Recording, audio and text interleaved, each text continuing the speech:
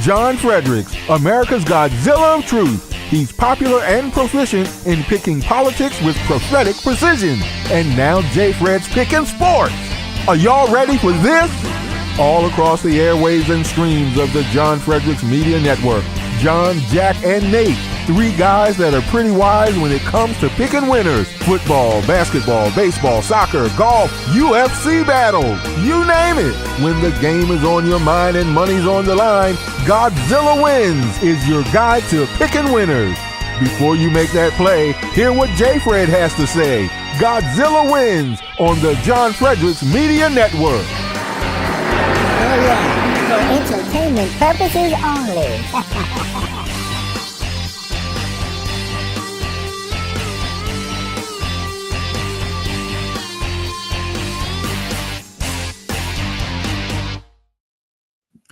Good morning, everyone, and welcome to the Godzilla Wins Saturday Pick Show. I'm your host, Jack Fredericks, alongside my father, the Godzilla of Truth, the namesake for the entire operation, I suppose, John Fredericks, and as always, joined by Dan Angel, senior editor for GodzillaWins.com, and Nate Perry, senior editor for GodzillaWins.com. We got an absolutely packed show for you today. Really excited about both hours here, even though I don't think that I guess there's not a ton going on outside of the NHL and the NBA.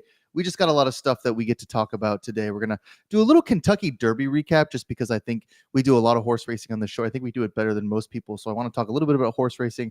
We're going to spend most of the first hour, though, talking about the NHL playoffs. Dan, you'll be excited because I read up this morning, got up at 4:30 a.m., read up on all four series. I think I have a handle on at least two of them. So I'm going to contribute a little bit, some thoughts today. So we'll see how that goes. Second hour. When I got out of my Kentucky Florida game. No, I'm kidding on Perfect. That one.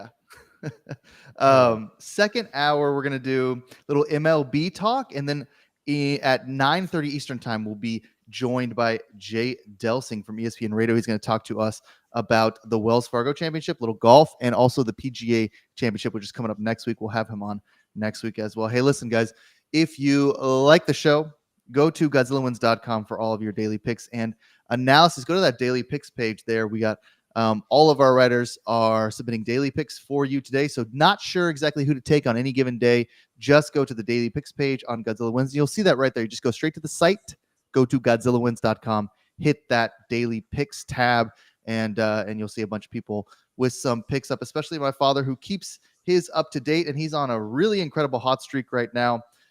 Always fun to see that.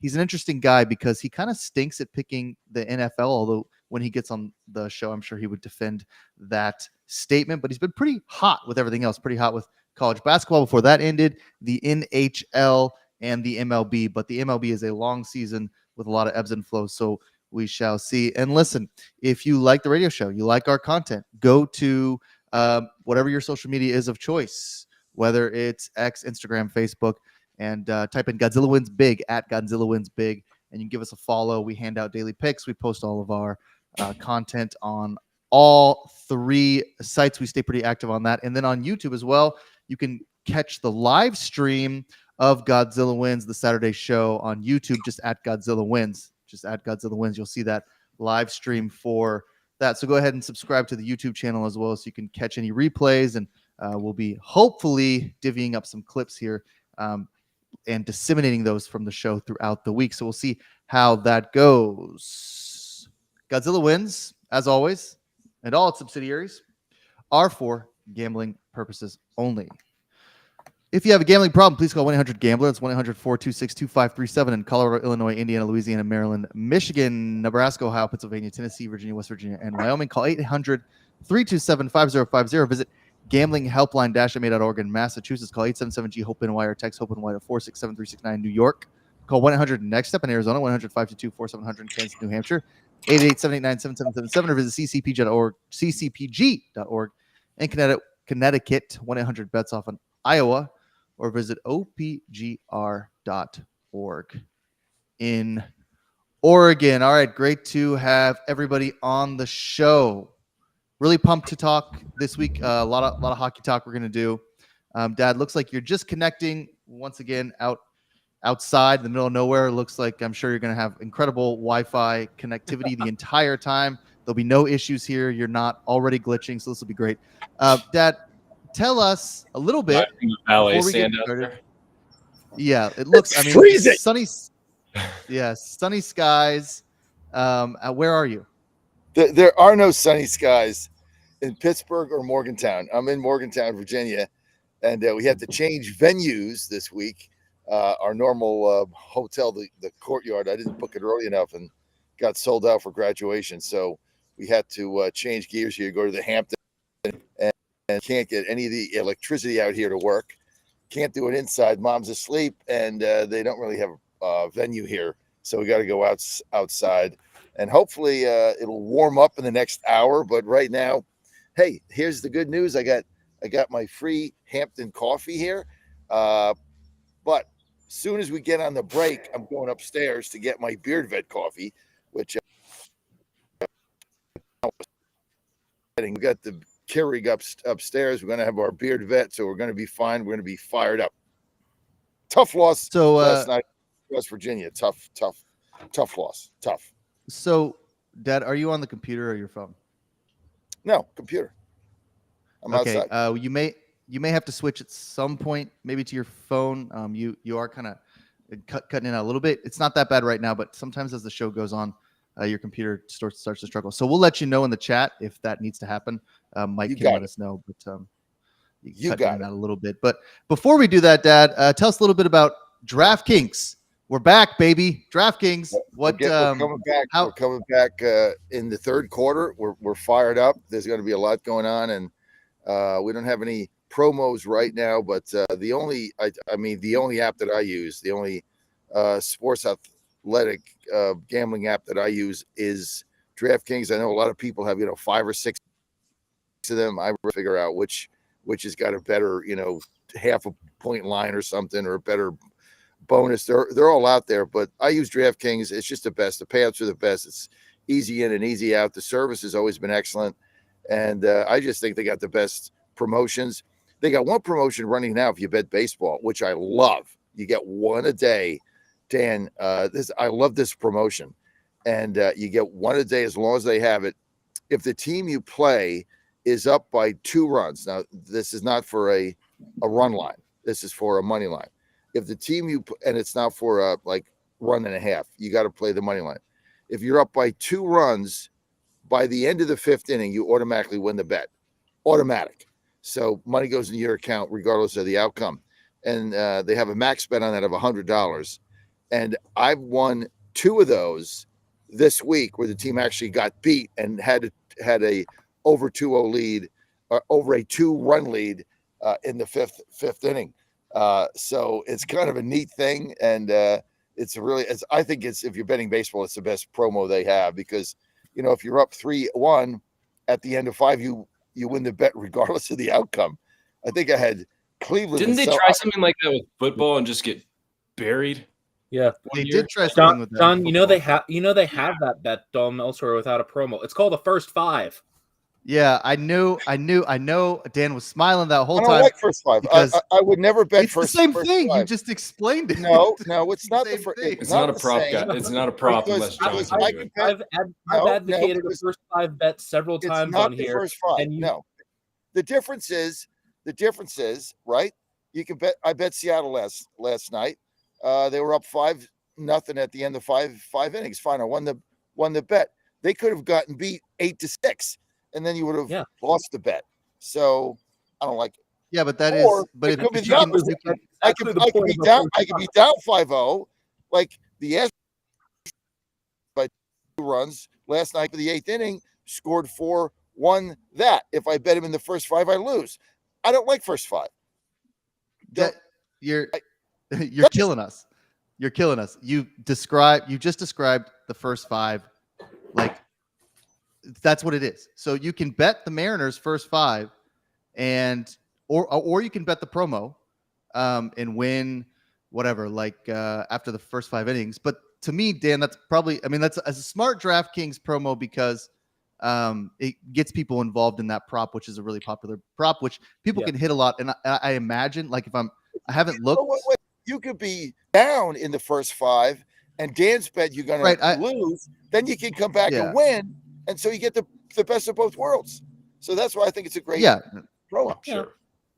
Yeah, we get what you're saying. I think that if I'm thinking about it, probably you're getting worse money line odds with the promo than you are with just the first 5, if that makes sense. So it's kind of like a double chance in soccer versus a draw no bet. You're paying a little bit more juice to give you that extra possibility that if the first 5 doesn't hit, you still have the rest of the game to come back. So, and Nate, you're right. They did try something like that it was like if you're leading at half, you win the bet. This was college football or something, or NFL. It was for and the they NFL. lost. Yeah, and they lost so much money. They canceled after like a week or 2. They were like, all right, screw this. Because and then you just we had got to win dropped a off half. the advertising budget because they were trying to find ways to save money. I think the only sport where that stuff gets consistently offered is soccer. Like a lot of places will have, if your team is up by 2 goals at any point, you win. Because usually you're not blowing a 2-goal lead in soccer. It's a lot easier to blow a halftime lead in football or blow a 2-run lead in baseball. Yeah, less variance. Kentucky, Florida yesterday. If you had taken Kentucky money line, you would have cashed that well after the first 5 innings because Kentucky went nuts after the Kentucky won 12-11. Oh Jesus. 12-11, wow. And after 7 innings, it was 6-3 Florida. Wow. I don't ever remember a game where both teams were 1 strike away from victory at one point and both failed to cash in at that point. Yeah, that is pretty crazy. Dan, how's the weather? It's better today. Yeah, so yesterday was a mess. We actually lost power.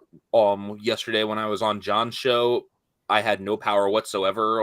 I was just thankful that my phone worked. But great.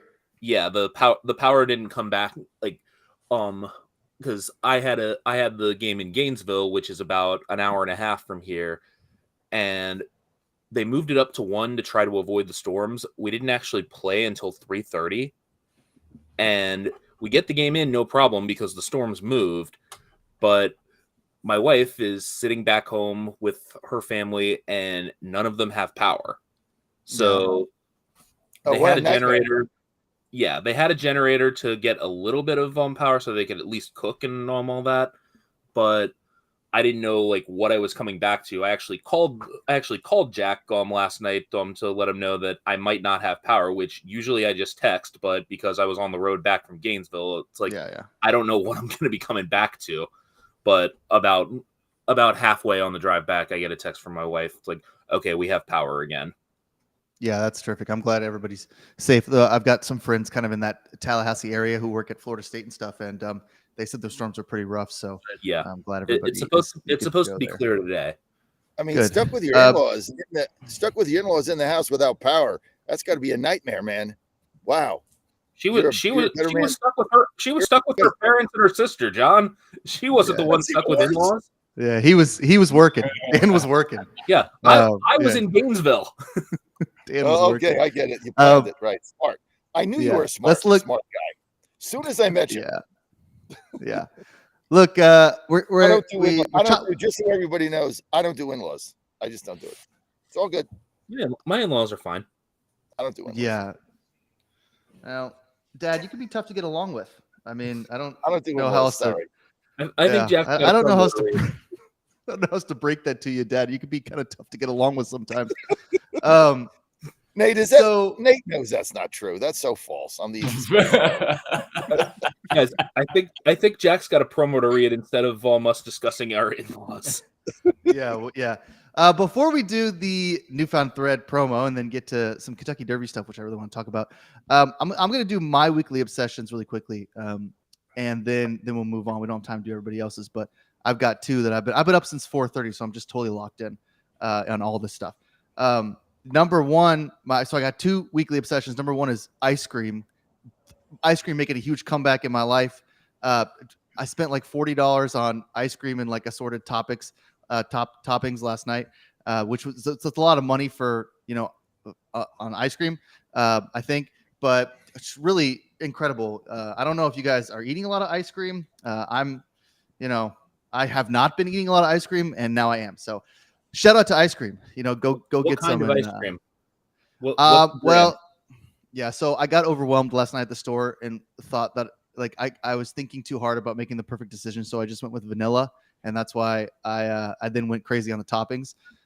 So just regular old homemade vanilla, but there wasn't like that many flavors. And then sometimes I like pistachio ice cream, but a lot of people tell me that's for like grandparents. So I stayed away from pistachio, but Go with what you like. What matters is the ice cream quality. Tillamook or Turkey Yeah. Hill? Bluebell is the only thing they had at the store. Bluebell's okay. It's okay. It's just it was like a little country store, so that Fair. they had like Fair. too many options. My other weekly obsession right now is press conferences, which have been popping off lately in the sports world. A couple weeks ago, we didn't talk about this in the show, but a couple weeks ago, the reporter from like a beat reporter from Indiana had like columnist Greg Doyle. Yeah, columnist Greg Doyle had a really awkward exchange with Caitlin Clark. If you read the transcript, it's definitely not professional, and it was just weird. And what did he say? I don't have the transcript in front of me, but he flashed Caitlin Clark's heart signal to her and said that he was glad that she's there. And when she talked about how she does it to her family, he said, start doing it to me and we'll get along just fine. Yeah, just like just gross. That's a complete douchebag move right there. He was like that. That was like a press conference with like tons of people. It was a really awkward and weird moment, and they banned him from covering. Like I think they suspended him for 2 weeks, and I don't think he's allowed to cover Fever games this year. Correct. So, Correct. I think that like he'd been championing Caitlin Clark coming to the Fever for several months, and just went about it in like one of the worst ways possible at that press conference. It was just cringe all the way around. Nate and I like to tell people all education is expensive, so maybe we won't make the same mistake twice. Yeah. So those are. Oh, and then the other press conference that was popping off this week was Luka Doncic's press conference after the Mavs game. I think 2 nights ago or something, where I guess a reporter or somebody in the room had not silenced their phone and started like they logged into their phone or something, and they started playing out loud what sounded like a porno. I don't know how else to put that. Like a bunch of sex noises just started. I mean, and you could hear it so loudly, and Luka's just looking around. It was like picking up off of his microphone. It was so loud. Yeah. Like you could hear it, and so I don't know what's going on with reporters and press conferences right now. But everybody needs to get a girlfriend or something. I really don't know what's going on.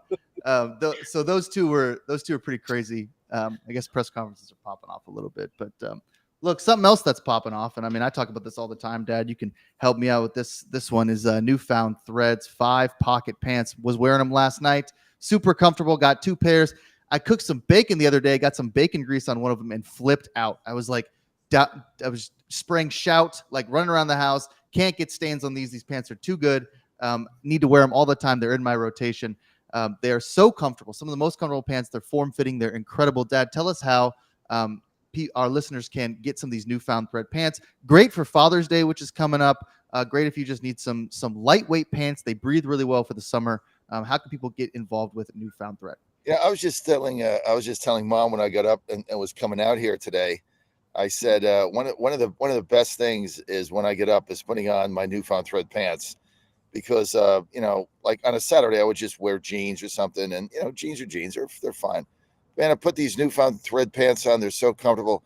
I wear them to work. I wear them with a suit and tie. I went to an event Thursday night, the Allegheny Republican Lincoln Day dinner or something. I had a jacket and tie on, or I had to dress nice. Newfound Thread pants, right? They look great. I mean, I look great in them. But the thing I love about them is the pockets, man. They got those deep pockets. They automatically clean your phone. I got these readers that you can see if you're either live or any of our live channels. I can't even read the speedometer of the car. So I got to clean them all the time because I, put them in my shirt or my pocket. They get dirty. I just pull my pocket out of my pants. I clean them.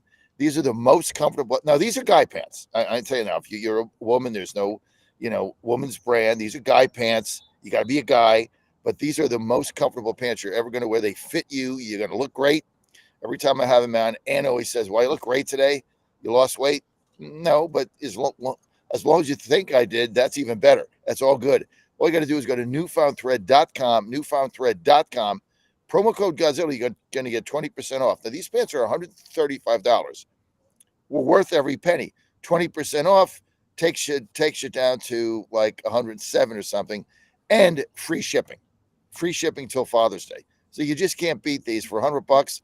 These are going to be the best pants you'll ever buy. And if you want to buy one for your husband, your significant other, your son, your brother, whatever it is, for Father's Day, they're going to pants. I absolutely guarantee it. These are going to be your favorite pants. I've got 4 pair. Had 1, then 2, then 3, now 4. And that's what I got on my list for Father's Day. So I get a pair a week, different colors, and they just look great and they feel great. These are the best guy pants I've ever had. Go to newfoundthread.com, promo code Godzilla, 20% off. Do it now. Do it for yourself.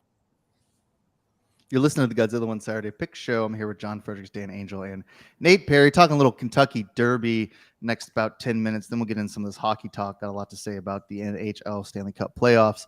I want to start with horse racing, though. Nate, I'm going to have you kind of set this up, and we'll bring Dad in because he is so well-versed in this sport. So Mystic Dan wins the Kentucky Derby 20-1. So kind of comes out of nowhere. Those are long odds for the Derby. We had Rich Strike, which was a real long odd a couple years ago, but this is pretty long odds. The controversy had to do not with Mystic Dan's win, which was a really impressive win, and we could talk about kind of how impressive Mystic Dan ran that race, which he ran that race really well. But the controversy has to do with the photo finish. Sierra Leone's jockeys fined $2,500 for basically interfering with Forever Young, who finished third. There was some talk that maybe there'd be a suspension or something a little bit harsher down the line. The racing, I don't know. It's escaping me the people who are over that. Stewards. Yeah, that's right. The stewards. They didn't find that much wrongdoing. They did fine him. Nate, just explain to us what was happening there, why he reached over, and why the fine was so minimal. Because it did look like interference. I mean, I really, we were texting about it when it happened, and I really thought there was going to be an objection somewhere along the way, just because it's such a big race. And, we've seen some objections sort of overturning results lately in the Derby. Anyways, I mean, it looked pretty weird. I mean, because they weren't just bumping into each other. At one point, I think it was Sierra Leone's jockey reached over and sort of grabbed the reins of Forever Young. It used to be in NASCAR, if you're not rubbing, you're not racing. And they were definitely racing in the Kentucky Derby down the stretch. I mean, I don't think that either of them did anything wrong. I think the horses just wanted to take the same path, and they were both going about exactly the same speed for a while, which was frustrating for everyone involved. But, the race shaped up, just to sort of speak about the race just sort of broadly, and what created that was the race shaped up about like how we thought it might, which is the pace just totally broke down, and it was just a free-for-all and a wall of horses coming at the end, led by sort of Sierra Leone and Forever Young. And, yeah, they just got into it. Amazing 3-horse photo finish. You never see that. Such an exciting race. First time it's happened since 1947 that there was a 3-horse finish. That's incredible. And, Mystic Dan ran a gutsy race. He held that lead. He had the inside rail. I guess, Dad, my question there is so on the one hand, for the jockey on Sierra Leone, if you're rubbing off, that happens. You have to keep yourself safe. You have to keep your horse safe, right? You can't get tangled up and have your $1 million horse on the ground. But at the very end, I mean, it does look like it looks like he's trying to hold back Forever Young a little too much. But do you agree with the suspension, or I'm sorry, the fine, Dad? Are you talking about Sierra Leone? Yeah. Mm-hmm. Yeah. The fine is fine. I think they made the right decision. I think the stewards here made the right decision to be taking taking horses off that board after that race. Just wasn't enough there, because you really have to say, did that affect the outcome? I don't know. I doubt it. Maybe, but if it's not a clear violation in a Kentucky Derby with all this money involved, they really have no choice. I think they did the right thing. I think the fine was also the right call. I think the stewards here got it right. There was just too much subjectivity in this particular instance in order for them to do that. Having said that, the race was a tough one, because Dornock, and I said that he didn't get right out of the gate. You can get out. I tore it up within 8 seconds. 1,001, 3 gone. Then we didn't really get with horse in the race. They made a decision to get him out of the match, and he got to dry on the second turn, and that was it. So, I mean, they took a shot. They didn't want to get bottled up in the back because they thought they had the best horse. That decision's got a lot of criticism. If he had won the race, they would have said it was the most brilliant thing they did, because here was their position. I got the best horse in the race. I got the 16th hole. If I get bottled up, I don't want to look back and said shoulda, woulda, coulda. So if I got the best horse, I'm going to shoot him out there. And he got hung out to dry and died in the stretch. And I love him next week. I'm going to bet him next week. I think he's going to win in the Preakness next week.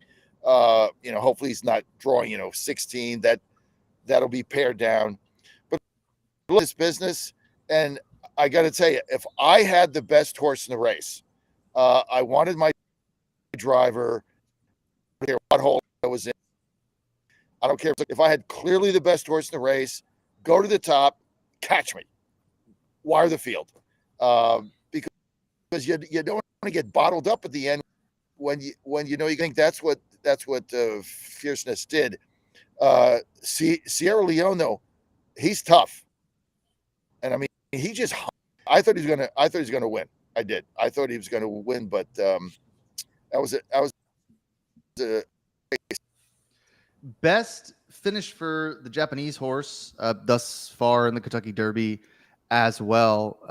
Forever Young, a big story. I mean, he was definitely not a favorite, but he was in the conversation as someone a horse who could definitely win the Derby. So it was good to see, I think, the Japanese horse show out. Everybody said this was their best opportunity so far to win a Derby. Nice to see Forever Young finish third. But Mystic Dan was the big one, right? I mean, at 20-1, ran a really gutsy race. Like Nate says, the pace fell apart later, and we got this just incredible 3-horse finish, because these horses had never run a race that long. The track was a bit muddy, so the dirt kicking up a lot. And I think that's probably right that next week we'll do a long Preakness with Daryl Wood and Nick Hahn, hopefully a long Preakness discussion next week on what who to pick and what the horses look like. But I think some of these horses who ran in the Derby and will run in the Preakness are going to have a real shot after having ran such a long race. Although it is, thing about the Preakness, Nate, is it's so close to the Kentucky Derby, the horses don't get a ton of rest. Yeah, I mean, the horses don't get a ton of rest, and in the sort of new era of horse racing, it seems like a lot of people just don't want to race as much, which is totally understandable. You don't want to put the horses at risk, and it seems clear that this really intense racing schedule does. So it's always a different race. It doesn't have the same cachet, even that it did 10 or 15 years ago. I don't think a lot of people just skip the Preakness. Yeah, that's true. That way too. And we'll talk about that next week. I'm excited to do a little discussion of the Preakness for sure. That'll be a lot of fun. But shout out to Mystic Dan. None of us had him. I mean, we had a lot of guys picking horses last week, and none of us managed to pick the last place one. You did. So you got your last place finish. I got on the wrong place. Yeah. What? Who was it? Who finished last? I've just blocked it on my memory. Just a touch. Nate picked the last horse there. So okay, before we're gonna get into a little hockey talk, Dan, do some NHL here.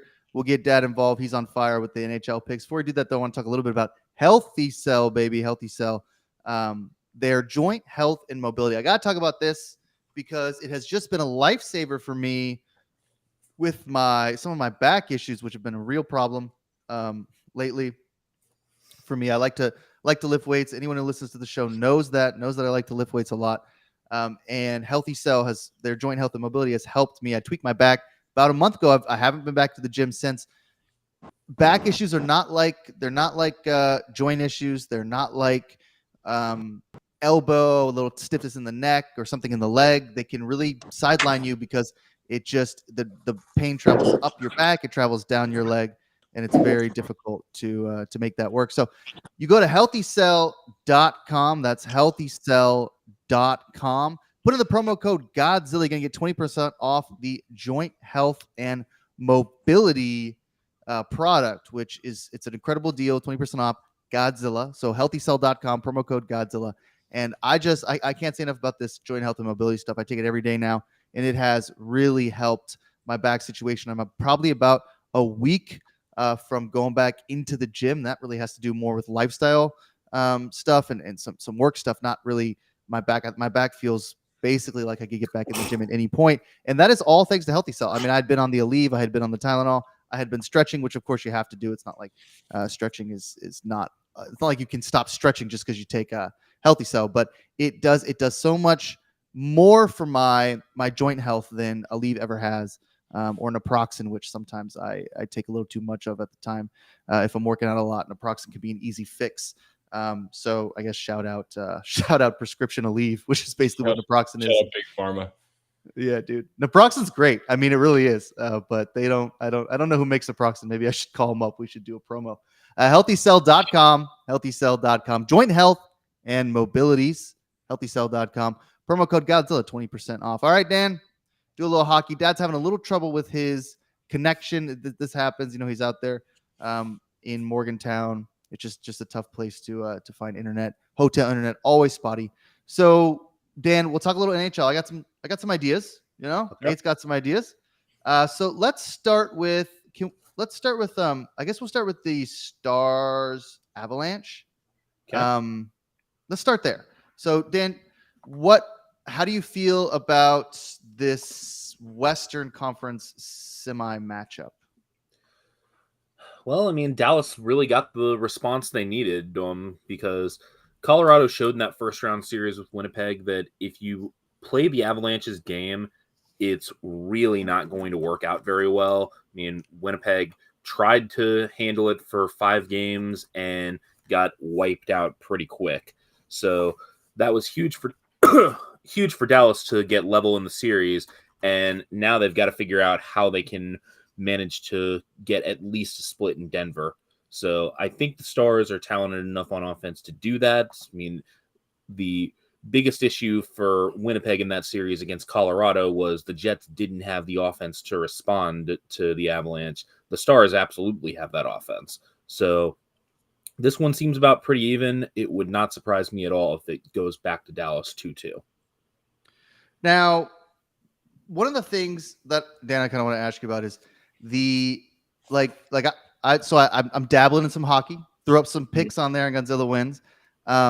And with this series, it seems as though the Stars are having trouble playing 60 minutes. The Avalanche seem to be capitalizing in the late part of those games. Yeah. Is there a reason? Like, is it complacency from the Stars? I don't think it's complacency. I think it's just Colorado's style is just so hard to play against because of how quick the Avalanche are, how many skilled skaters they have. I mean, how many weapons they have. Like, this is a team that is built to score goals and put a lot of pressure on opponents. So that's tough to play against for 60 minutes. So I think and on top of that, the teams had differing opponents in the first round. I mean, Dallas had to really grind 7 grueling games against Vegas. Colorado had a fairly easy time of it against Winnipeg. So that also matters.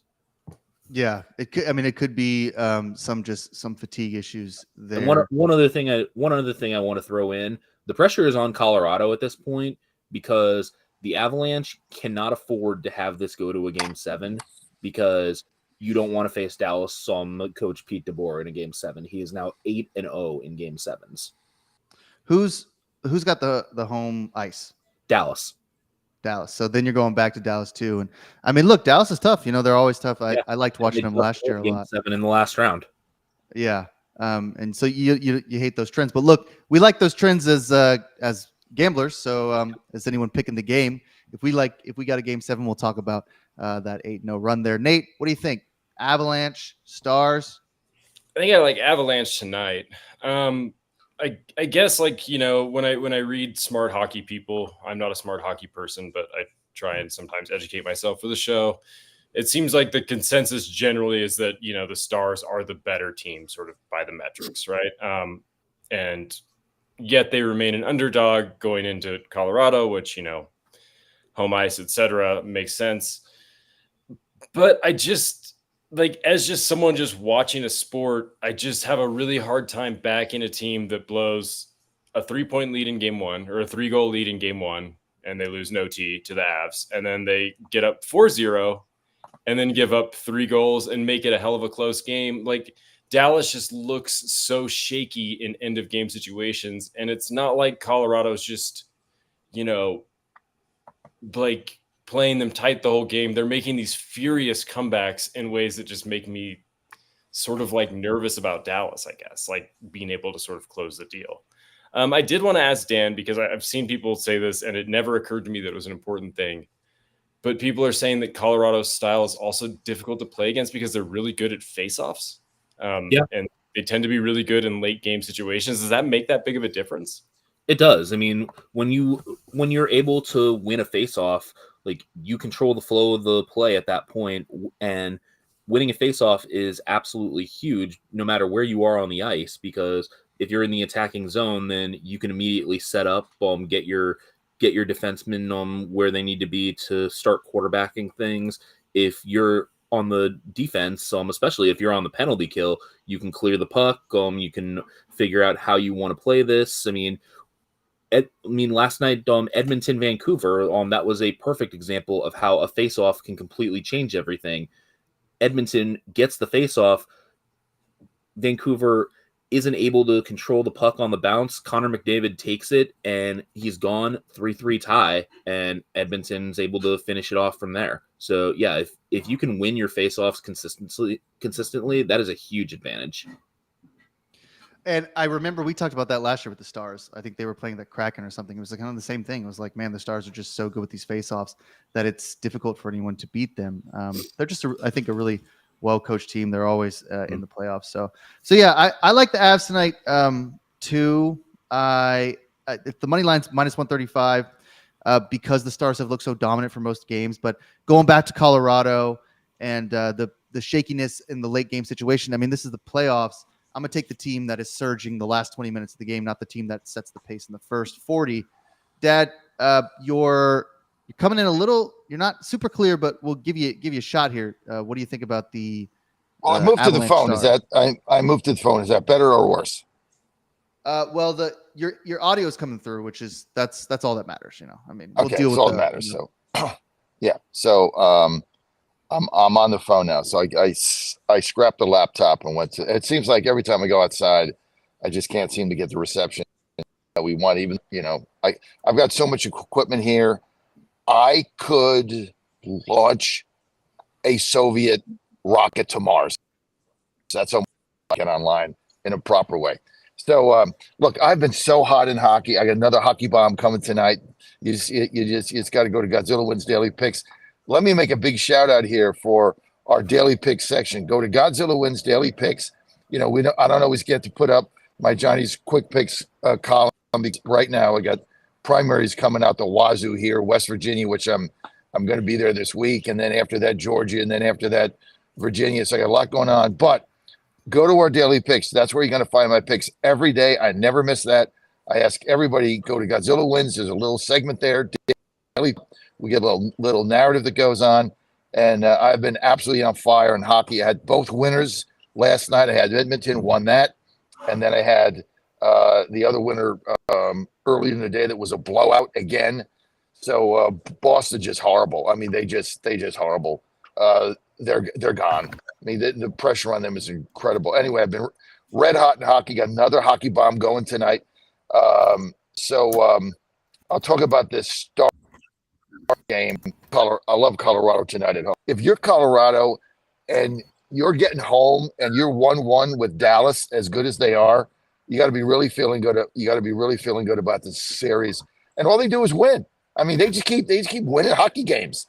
So I'm going to ride this horse until they start losing. But I love Colorado tonight at home, -135. I don't even think that's that big of a line. 5, and then I got on the Rangers hockey game tonight. I got a hockey bomb coming. Just go to Daily Picks. It'll be up there a little bit later this afternoon. Hockey bomb. Let's move to the Canucks Oilers. Speaking of the Daily Picks, I lead the board. I'm up the most, and so I got the most wins, best win-loss percentage, best money line percentage. So for the competition on Daily Picks, I'm blowing the millennials away. I mean, it's kind of embarrassing. You guys got to step up, right? Got the baby boomer here, got the old man kicking your asses with all your analytics, and it's sad. It's sad. But you can do it. That I don't have your analytics, and I don't have all your computer gizmos and everything else. You know, I just pick winners. It's incredible. It's old school, baby. Old school. At least we can get online for the radio show. So I think that, okay. So you put in like 9,000 units for like each game. So yeah, I mean, if you win a couple, you're up like 70,000 units. But that doesn't mean anything because that's how you do it. I mean, I play 1 unit per pick. Well, it's the same. It's so not, I have not always. It's not always my win-loss record. It's not always the same because it's not always the same. But you guys kicked and you're here trying to tell me, I'm not actually. You're betting too many units, or you're doing this or that. I'm at 51.1%. You're at 53%. So that's a 2% difference. And all I need is for you to, get a little cold on the MLB, which will happen for you, especially when the Astros start winning, because that's the other thing. The Astros are losing, so you haven't been betting them. And so what I need is for them to win a couple games so you can go back to doing the emotional stuff. That's why you suck at the NFL too. Dan, let's talk a little bit about let's stay in the West and talk a little bit about the Oilers. Man, you guys are jealous. Canucks. Jealous. So set us up here, Dan, for the Oilers Canucks game. This is, I think, another big one. I believe this is still today. I think this is a May 11th game. No, May 12th. May 12th. So yeah, May 12th. Yeah. So Edmonton found a little life in Game 2, but it's the first team they've beaten Vancouver all season. So correct. They're like a really heavy money line favorite, but they have struggled against Vancouver all season. So I'm not totally sure if that money line. I understand why they're at home, but -205. That's a lot for a team that struggled against Vancouver. What do you think about Edmonton, Vancouver? Well, I mean, so far Vancouver has shown why it shouldn't have been discounted in this series. Like, this is the type of team that can give Edmonton trouble. Vancouver knows how to play defense against this Oilers unit.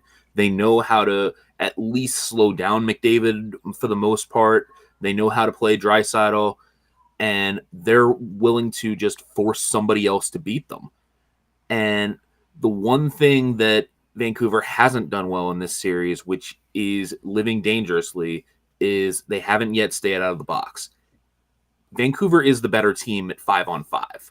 Like, everyone gets sucked into Edmonton with their 2 stars because, I mean, McDavid and Draisaitl are probably the best 1-2 punch in hockey. They're both genuinely outstanding players, but Edmonton doesn't really have a lot of depth behind them.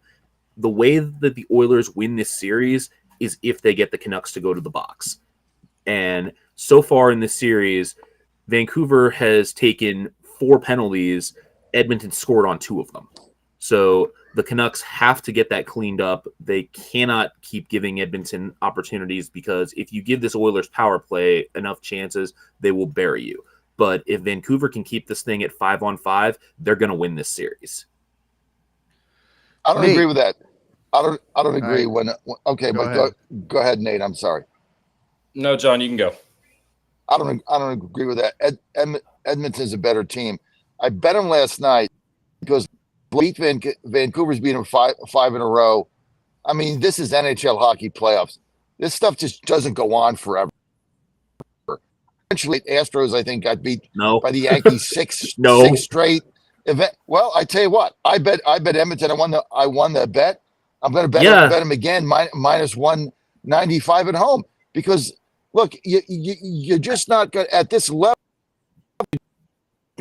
continue to be the same team over and over and over without things. Ottawa, Toronto. We never figured it out. I won the bet last night. I love Edmonton at home minus. And I think this thing is just going to turn. And look, I had Vancouver the opening game because they had beaten them up 5 straight, and they beat them again and came back for deficit. But I can feel this thing turning. I can feel it turning. That's why I like the Oilers Sunday night at home. Rangers beat the Capitals all 4 games. It's not like, I mean, and they beat the Hurricanes. John, did you watch that game last night, or was that too late for you? Oh no, I was in bed. I saw. I just saw that. I had to go to bed. Yeah, like if you watched the game, if you watched the actual game, I don't think you would think that this is turning. Like, this series should be like, Edmonton is very lucky to be going home with a 1-1 split. Vancouver was the better team again last night. The Canucks just made 2 key mistakes: the power play goal and giving away a bad turnover that McDavid cashed in for the game-tying goal. I mean, Vancouver, for the most part, when the teams have been 5-on-5, Vancouver has been the better side. Edmonton has only been able to get an edge when they're able to get Vancouver to go to the box. Yeah, so I'm drinking the Edmonton Kool-Aid as well, but it's because these writers keep like bamboozling me into making these picks. And a lot of these guys that I'm reading are kind of on with John of just, Edmonton heating up, better team, blah blah blah. But the more I listen to Dan, the less I like my minus 205 money line pick there on Edmonton. But I wouldn't lay that wood. It might work out, but I would not feel comfortable laying that wood. I mean, just on principle, you have to think like there's value on the Canucks at plus 170, right? Yeah. Oh yeah. In a playoff game where they've looked, or in a playoff series where they've looked pretty dominant, other than an overtime loss. And I was looking at it thinking, justify 170. You don't even need dominant at times. You just need like they're okay. Right. Yeah. Like, why don't you take one of those things where Vancouver then? I mean, that might be a play. All these games, both games have been one goal. So why not take the goal and a half? I mean, if you like Edmonton, I'm sorry, if you like Vancouver on the road, take the goal and a half. Yeah, maybe I might middle the goal and a half is not terrible value. I'd like a little better than minus 140, but that's not terrible value. Yeah, well, we'll see. Before we get to we can spend the rest of the time talking about the Rangers if we want to. We can do both games, but I really want to talk about the Rangers. It's such an interesting series, how dominant they've been. Before we do that, though, I got to talk about the dominant brand in coffee. That's Beard Vet Coffee. Best coffee on the market right now. Go to beardvet.com. That's beardvet.com. Put in the promo code Godzilla. Get you 10% off all your coffee needs. And you get the K-Cups. You get the whole bean. Get the fine ground. I'm drinking a little Beard Vet right now. Love their coffee. Got to try it. Go to beardvet.com. That's beardvet.com. Put in the promo code Godzilla, just like the show Godzilla Wins. Put in the promo code Godzilla, and you will not be disappointed in some of the best coffee on the market. And they get it to you so quickly. So, some of the things about coffee, I can't run out of coffee. I've always got 3 or 4 things of Beard Vet, maybe some other stuff in there they get at the grocery store. I don't want to run out. If I'm running low, I like to order Beard Vet because it gets there in like 2 or 3 days. Logistically, just an incredible company when it comes to shipping you your coffee quickly for a great taste and terrific value. Go to beardvet.com. That's beardvet.com. Promo code Godzilla, 10% off. All right, we got about 9 minutes. I want to do Rangers, the Hurricanes right now. We can spend as much time as we want on this game. Rangers swept the Capitals, looked dominant, 3-0 against the Hurricanes, looking dominant again. Hurricanes looking at maybe another sweep out of the playoffs. I believe that happened to them last year, around later. Yep. Dan, first time, and I think it's 87, but something like that, like the 80s. First time that a team in the Stanley Cup playoffs is looking at starting the series or the playoffs in an 8-0 run. No team has done that except for the Rangers. They did it in 87 when they won the Stanley Cup. I think it was 87, sometime in the 80s. Let's see. I believe that was true. They won it in 1994. Wow. Since they've gone to this format, no team has ever swept the first two series. So it's never happened. But they went to the new format in 87. So yeah. So maybe that's it. Maybe that's where I got the 87. So never happened, but Dan, I feel like it could happen now. I mean, the Rangers look great. What do you think? They do. I mean, it's tough because Carolina has not played badly in this series, and every game has been decided by a goal, 2 of them going to overtime. So, it's not like New York has just been dominating this series. They've just been a step ahead of Carolina, but the Hurricanes are still a very talented team, and 3-0 comebacks do not happen very often, but I'm not totally writing off the possibility. I don't think it's going to happen. I think the Rangers are going to finish this in probably 5, maybe 6, but Carolina's not completely out of this. So I think the the biggest thing is, will Shesterkin continue to hold up, because Carolina has been peppering him with so many shots. The problem is that the Rangers defense has made sure that they're not really quality shots. So you get 104 looks in the last 2 games, but only a select few are really good opportunities. So as long as New York can continue to keep Carolina at bay, they're going to have the edge. Dan, the Rangers are 15 for 15 on the penalty kill, I think, either in the playoffs or this series. What makes them in this series? Yeah, that's what I thought. It was in this series. What makes them so good at the penalty kill? I mean, you have one of the best goaltenders in the world, in Igor Shesterkin, and you have an experienced blue line that really knows how to play on the penalty kill very well. Plus, Peter Laviolette is one of the most experienced coaches in the NHL. I think he's still the only American-born coach to win the Stanley Cup, and there's pretty much nothing that he hasn't seen at this point in his career. So he has his team very well prepared. That was why the Rangers crushed the Capitals so easily. Granted, the gap in talent was so wide in that series that it wouldn't have mattered. But, having a really smart, experienced coach at a time like this really makes a difference. So, the Rangers know what they're up against with Carolina. Their penalty kill has been a strength all year because they have good goaltending. They have a quality blue line, and they're really well prepared for this series.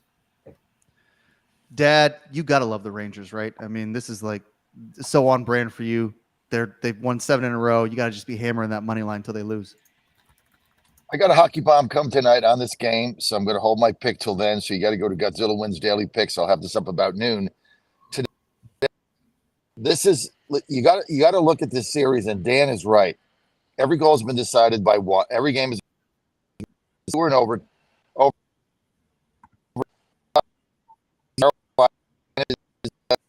Up 2-1 or down 2-1, and they could even it up tonight. If it's not like the Boston Bruins that are getting blown out every day and giving up 6 goals, and their season's about to end again in flames. All kinds of issues. These games have been very, very close, and so the thing is, I like betting streaks, but then also, things even out. They just even out at this level, and so I'm not sure about this game tonight. But you go to Daily Picks a little bit later on. This is my hockey bomb of the night. Rangers, as good as they are, though, they got the packages there, and they're fun to watch. That's the other thing. if you're a Ranger fan, this is just a fun team to watch, and the fans are in it, and the New York Knicks are winning, the Rangers are winning. It's going to be a fun time up there. Yeah. I think the Pacers are going to give the Knicks a little bit more trouble. I mean, they won last night. I think also, probably. Apparently, the province of Ontario just does not exist in the world of John Fredericks, because both the Senators and the Maple Leafs can tell you things do not even out at this level.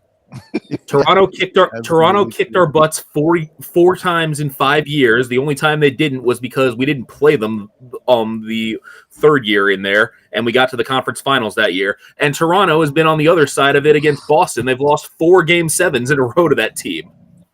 Yeah, that was things do not necessarily even out at this level, John. I know, but games by 2 games in overtime. I mean, that's these are. I know. In this series, it's a reasonable argument. In this series, it is a reasonable argument. If you're looking at the Boston series, no, you're giving up 6 goals a game, 5-6 goals a game. Are you kidding me? You got the best record again, and you're going to get blown out again. Well, they didn't have the best record this year. Florida had the better record. That's why Florida has home ice in that series. So, I think I like the Rangers tonight just because they've won 7 straight, and I'm getting plus money because of the sort of the swing, the swing theory, whatever. Like, you just how many games can you win? But I don't know. I mean, we'll see. Like, I could see Carolina. It feels like a trap. It does. It's great value if it hits, but I think Carolina's getting this thing back on the Garden. Yeah. I mean, to be honest with you, Carolina at some point is going to find a way to make a few more shots. I mean, they've outshot the Rangers in every game. Mm-hmm. Like, you have to figure that, like, at some point in these close games, like, they'll have a couple break their way just from the added opportunity, even if they're suboptimal shots. Yeah. Yeah. I feel like every bet I'm giving out in hockey right now is a trap. Like, I feel okay. I feel kind of okay about the Avs, but everything else I'm giving out, I feel like I'm just Mr. Square here, but I don't watch a lot of hockey. So, a bit of a learning curve. And that is why John's daily picks random goes in one ear and out the other. It's like, it's trap season right now. I know, but he is on fire. He got real hot with the college basketball and hasn't really cooled off since, but he will. And that unit thing is nonsense. Like, he lays 3,000 units on a heavy favorite and then wins, and the juice, you don't see how much juice he's losing in that nonsense. But if look, his record, just his overall record, it's better than anyone else's, better than mine, but only by a little bit, and the percentage is right there, so he'll be fine. And I think he went to go get coffee, so I guess he'll be back later. 1 minute, Dan, you want to rattle off some ideas about the last game, Bruins Panthers? I know Dad thinks the Boston sucks. John's covered it. I mean, there's not really much I can add to what John's already thrown in. He's right. Florida is the better team in this series, and I think Florida is going to assert its superiority over the last 2 games. So basically a Panthers Rangers championship. Looks like conference championship. That would be a lot of fun. It would be a lot of fun. Look, you're listening to the Godzilla Win Saturday Picks Show. We are here talking hockey. At the top of the hour, we're going to do a little Major League Baseball. Paul Skeens, his debut tonight. Should be a lot of That'll be fun. Yeah, talk about why the Marlins are rebuilding yet again, and what's wrong with Ronald Acuna Jr., who has caught off a slow start. Then at 9:30, going to be joined with ESPN Radio Zone, Jay Delsing for the Wells Fargo Championship in golf and the PGA Championship. Don't turn the dial. Don't go anywhere else. We will be right back. Dan, we know you got to go, so thanks for joining us. Off to Gainesville. Yeah, we will definitely see you next week. Thanks, Dan. All right, thank you.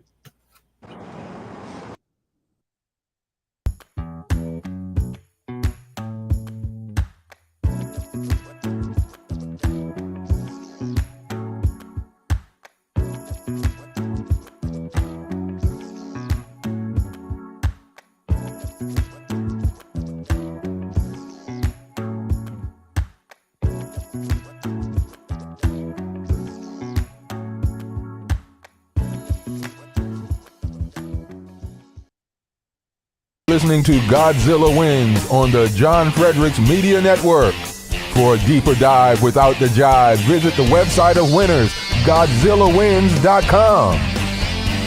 Let's get back to the show with the guys in the know, John, Jack, and Nate.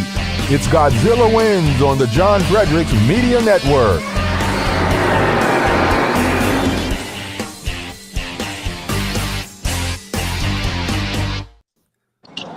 We're back. You're listening to the Godzilla Wins Saturday Pick Show here with Nate Perry and John Fredericks, the Godzilla of Truth, Oracle of the Deplorables. Here we're digging into some sports this hour, doing a little Major League Baseball, and then after that, doing a little Godzilla Wins golf.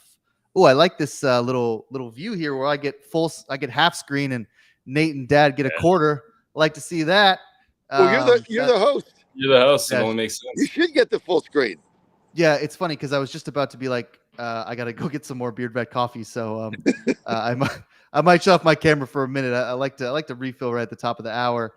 We're gonna do a little baseball. It should be a lot of fun here. Then we'll be joined by Jay, as I said. Listen, if you like Godzilla Wins, go to GodzillaWins.com. Go to the daily picks and look at. You can view all of our picks, our daily winners there. Dad is on fire. I've also been picking okay. I mean, I'm above 50%, picking all right. So you can do that. And then if you like the content, go to Twitter or X, whatever it is, Facebook, Instagram, type in Godzilla Wins Big. That's Godzilla Wins Big. Give us a follow on YouTube. It's Godzilla Wins, just Godzilla Wins. We have the show runs live on YouTube as well. So if you like the live stream, you can catch it on YouTube, catch it on Facebook, catch it on X, catch it on Dad's Twitter as well. So a lot of places to catch it. Then of course on Getter, where most of our listeners congregate for the time being anyway. Dad, before we get into speaking of Getter, I guess before we get into the Major League Baseball stuff, tell us a little bit about My Pillow, some of the best pillows on the market there. I got the slippers on right now, got a great promo code FUN. Tell us how people can take advantage of that. Father's Day, Mother's Day, all that good stuff coming up. My Pillow, how can people take advantage of that? So you and I both have our My Pillow slippers on, and as I was getting ready for the show today, and of course, I'm rustling around, and I say to Mom there, I'm like, she shakes to sleep, and she doesn't want me doing this thing in the room, and I'm like, you know what? The best thing about this is when I get up and put on my newfound thread pants and my Pillow slippers. Like, it just doesn't seem. Life is good, and these slippers are phenomenal, but. Mike Lindell at My Pillow, he's got so many deals going on right now for $25. We just bought a bunch of dish towels. If you have the regular towels, they're phenomenal. I mean, when you travel and you forget them, because I always bring one in a bag, always bring one. I just forgot them this weekend. We were in a hurry. So you got to take a shower in that crummy hotel towel. Then you just see the difference. They got so many great things there for $25 right now. The slippers, the slip-ons, if you go to the pool or hang around, all for $25, and he's got free shipping right through Father's Day. So I urge everybody, it is a great value, and he's cut out the middleman, which is why I have such great deals, right? Everything is going direct through us, and they have the best product you're ever going to find. Go to mypillow.com, mypillow.com. Now put in promo code FUN, F-U-N, promo code FUN. That's going to get you the deals up to 71% off on everything. Free shipping, boom, right up to Father's Day. $25 on a bunch of items. Just go to mypillow.com, promo code FUN, and enjoy your life. Mypillow.com, promo code FUN.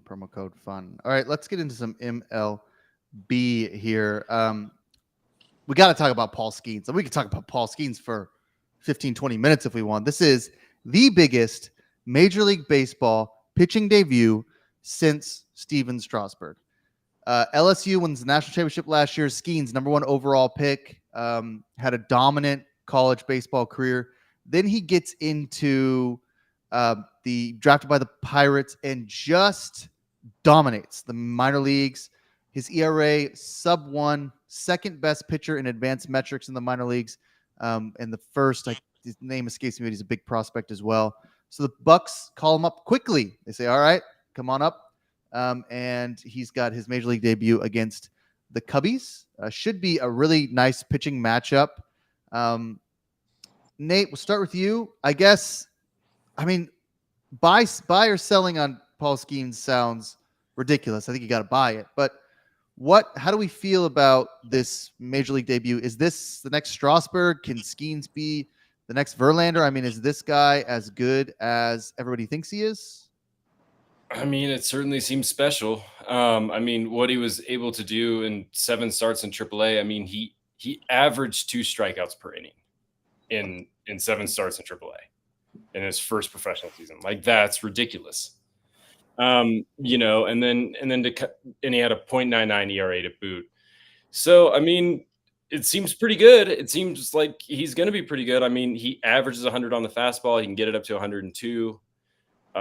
Full 5 pitches. You know, he throws some really weird ones. He throws the splinker pitch, which is the splitter sinker combo. Only one other pitcher throws that. So, I mean, it looks like all the stuff is there. I mean, gosh, you always worry about young guys being able to stay healthy, you know, as they sort of transition to the longer MLB period. But the Pirates seem really aware of that, and they seem, you know, really sort of cautious with him. They've had him on a pretty strict sort of workload in terms of getting amped up for this. So, I mean, everything's in place for him to be great. And everything that he's done so far indicates that he probably will be great. Dad, so I think they're going to limit him to 80 innings this year, which is kind of how they did Strasburg. He throws hard. He's a strikeout king. You know, he is going to be dominant. But,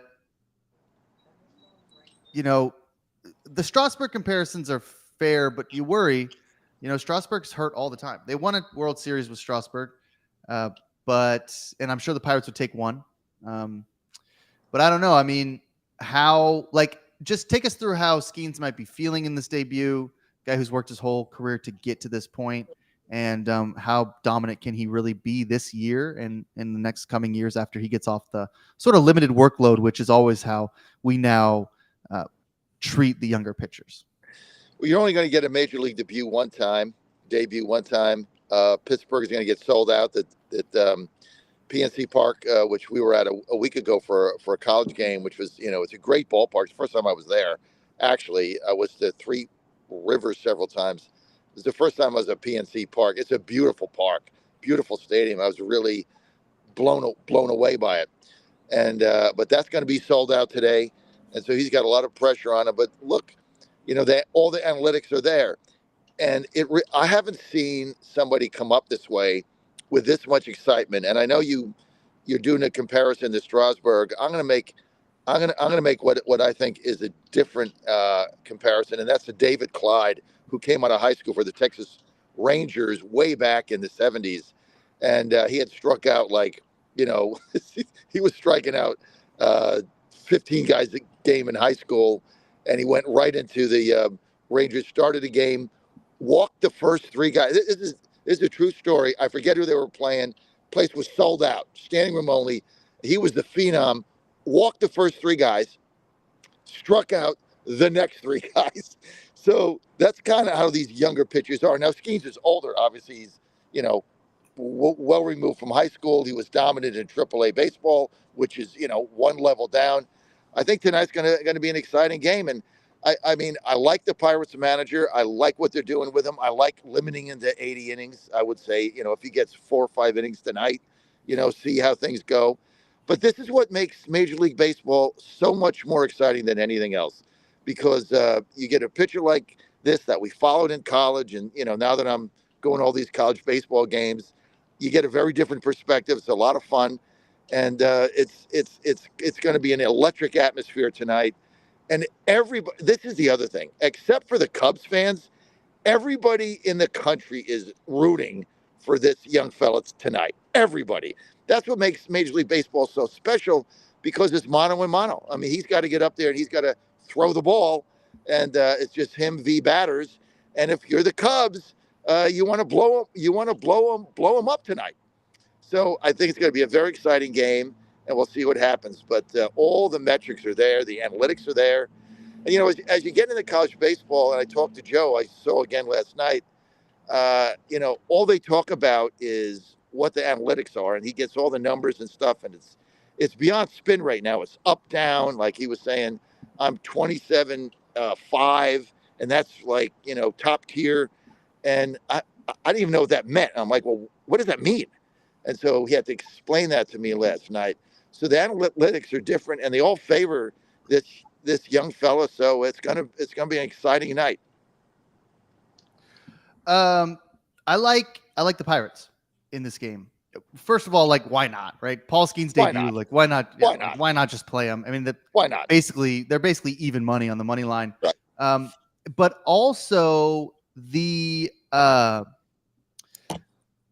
Bucks destroy left-handed pitching. Their wins above or whatever their WRC is so much higher against lefties than righties, and the Cubs got a lefty on the mound today. So I think the Pirates will probably take advantage of that early on, and as long as Skeens doesn't look too shaky, which a lot of times in these debuts they look amazing, and then they kind of even out over the year.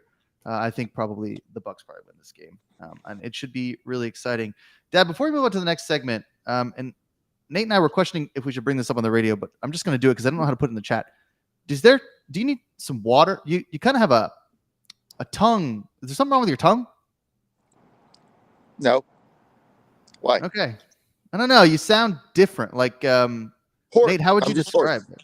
Horse, because I was yelling at the game last night and cheering for my team, West Virginia. So, yeah. So because if it's the middle of the week and I go on the radio the next day, I really can't do that. But it was a Friday night where we were having fun, and we were down 5. We were down 4-3, bottom of the 8th inning. 2 outs gone first. Our number 1 home run hitter, Grant Hussey's up, and everybody thought he hit a 2-run homer. That ball, it just died, and the Kansas State guy caught it at his hand back to the wall in right field. It was an oppo shot, very high, and everybody thought it was out. And it's tough to get him out here in Morgantown with this cold. It was cold last night.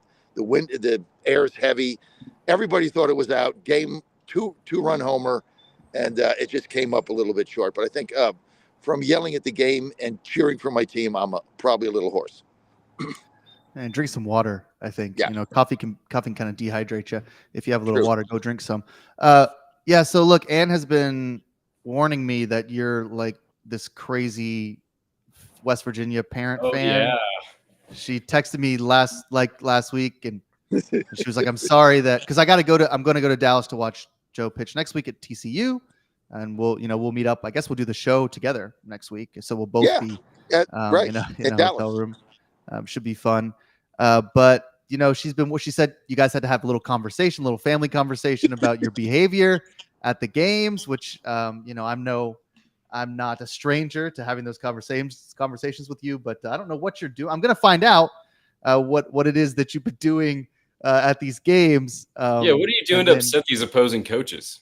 Yeah. She said an opposing coach complained about you. I don't know about that. I mean, I have a Twitter account and I make fun of them. So, too bad. Like, man up. You're getting paid $500,000 to coach a college baseball team, and so man up, right?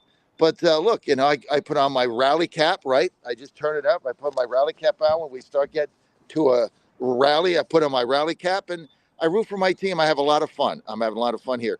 And the thing is, I go to watch my team. If Joe gets in, he gets in, and I hope he does well. But he's got 15 appearances, but it's not like I'm out there when one of these parents, complaining about this or that. I never do that. I go to the games. I root for my players. I root for the team. Being that you travel and stay in the same hotel, you get to meet their parents and that travel with them. So it's a very fun experience. And it's not like you're in travel ball where it's all about, it's all about what your player does. I mean, I've been through all that. I was never one of those dads ever. And certainly I'm not in college baseball. I just root for my team, and I root for all of them. And it's fun. And, getting to know the West Virginia players and their parents. I mean, it's just a fine organization. A lot of great players here, great young men. I never hear a swear word. They pray before and after every game by themselves. It's just a fun team to watch. And as you get to know the players, you want them to do well. And when one of the players doesn't do well, you feel bad. And, their parents are a little bit down. And so you try to pick them up and stuff like that. But, I've been through all this. And, when you have a player playing in college baseball, every game is not going to be, a great outing, right? I mean, Joe's come in with tie game and bases loaded and walked in a run. I mean, these things are going to happen, especially as a freshman. So, but you just got to have fun, and I'm having a lot of fun. This has been a great experience, and so I don't like missing a game because I think the team is really good. Now we got some injuries to our pitching staff, but we got to win these 2 games. But the fear now is wheels come off and you don't get an at-large bid. But right now, we're slotted to be the 2 seed in Kentucky for that regional, and that'll be fun. And so the conference championship will be fun. It's fun. I am a fan. So just to clarify, you just go root hard for the team. That's all you do, and then you go back to the hotel and cyberbully the coaches of the opposing teams. No, I cyberbully coaches during the game, not after the game. During the game. Yeah, I just tweeted out during the game, like get back, like there was one big fat guy that kept getting out there. I'm like, dude, you made so many. You could do the marathon now. You made so many trips to the series out to the mound. You are set to do the triathlon. You got more exercise here going out to the mound and back in this 3-game series than you've had in the last 2 decades. So you're good to go. Lose some weight. Are you also doing that thing where like everything that happens in the game, regardless of if it's a big moment or not, you immediately stand up and clap really loudly when everybody else is sitting down and high five people, and everybody else is just like sort of cheering very everyone else is just softly. Watching second out of the third. Like, are you having an outsized reaction to certain events? No, I only do that during Astros games. That's it. No, I don't do it during college baseball. Well, all right. I'll be the judge of that because I've seen you do that a lot. Well, we're on the road. You're going to see us on the road. Home is different. I mean, like we had 4,000 people there last night. We'll have 5,000 people today. When you play West Virginia at home here at the Mon, I mean, this is a very tough place to come in and win with 5,000 fans. Now, you get that in the SEC. These guys at a Big 12 don't get that except if you're in Texas. I went to Oklahoma. There was maybe 1,000. I went to the games in Kansas. They were like 250. I went to Cincinnati, maybe 200, 300. You come here to the Mon, there's 5,000 people screaming. So it's a very different atmosphere. It's very electric and a lot of fun.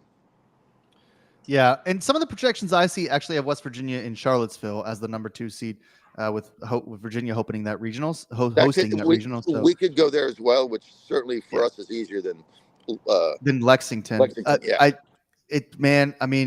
think I'd rather be in Virginia just because, I mean, anytime an SEC team is hosting a regional, like you have to be scared. I mean, you're talking about, fan fanatics in Cincinnati or whatever, Morgantown, but you go down to the SEC. I mean, it's a dominant sort of college baseball atmosphere, and there are a lot of fans there. It's tough to win. So, by the way, if you want to follow me, if you want to follow me on West Virginia, I got a separate tweet for that.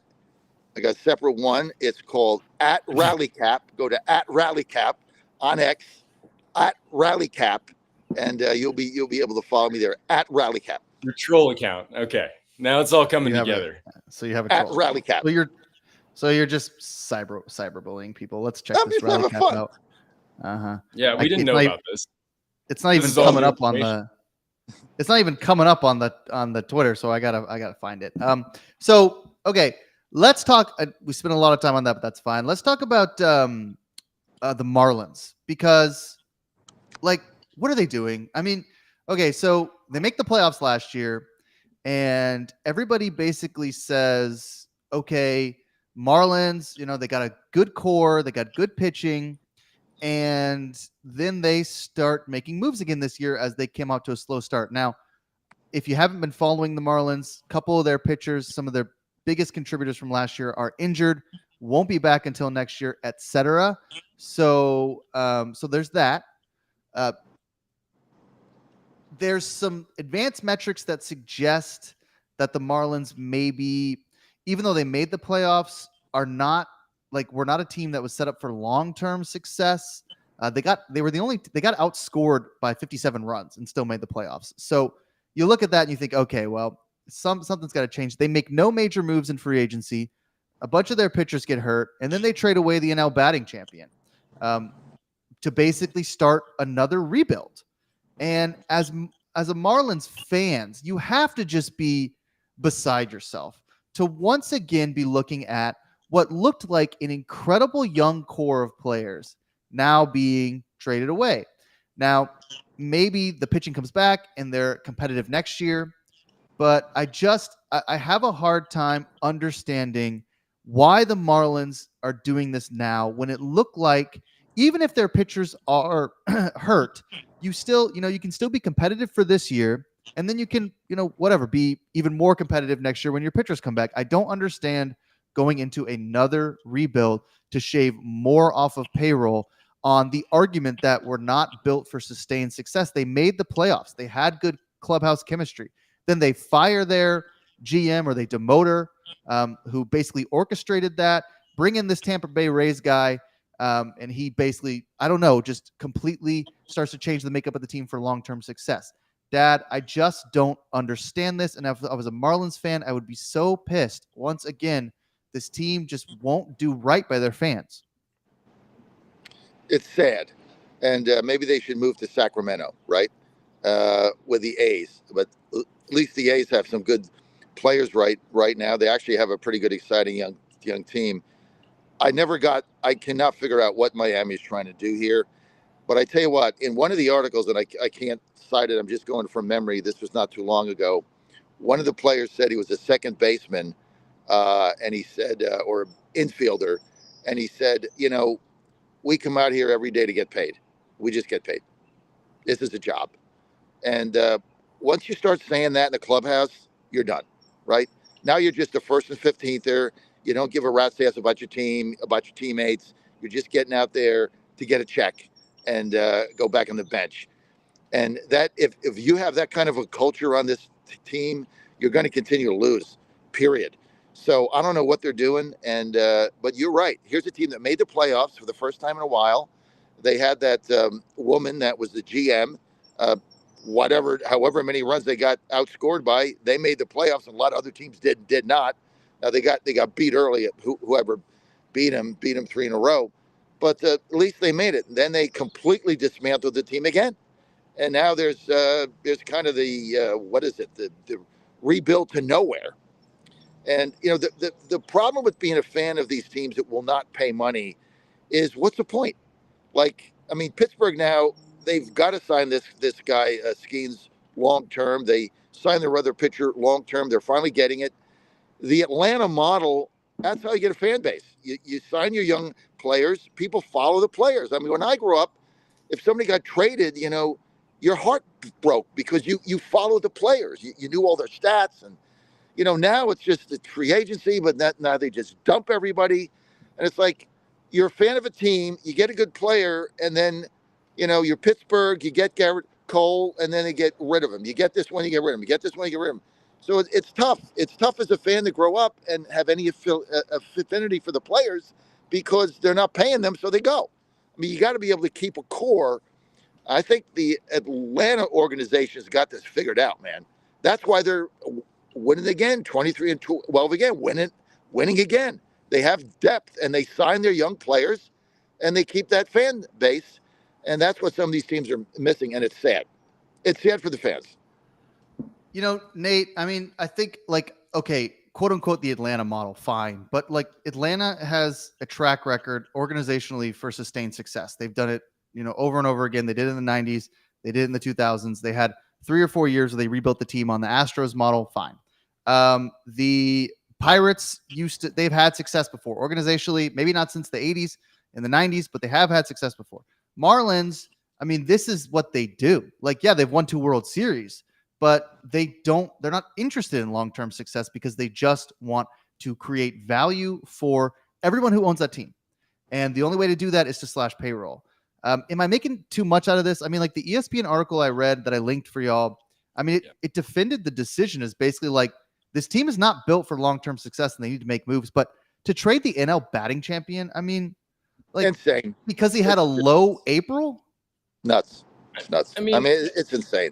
I mean, the Padres. Hold him. on, Dad. Let's let Nate. All right, go ahead, Nate. I'm sorry. I mean, I think the point that we haven't mentioned, and I think that it's worth mentioning, is that they have, per ESPN's, farm system person, Kylie McDaniel, they have the second worst farm system in the league.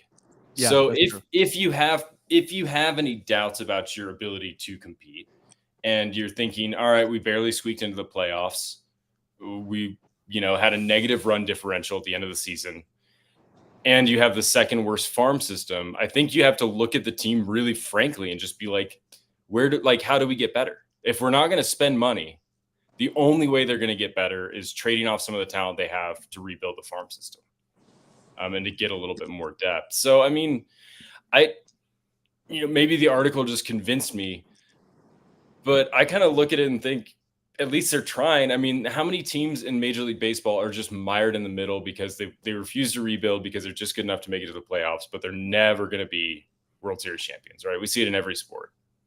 Like the Titans. So, I mean, at least they're giving it a run. I mean, as a fan, is it that much more of a pleasurable experience watching your team sneak into the playoffs and get swept versus just being bad all season and being like, well, maybe next year is better?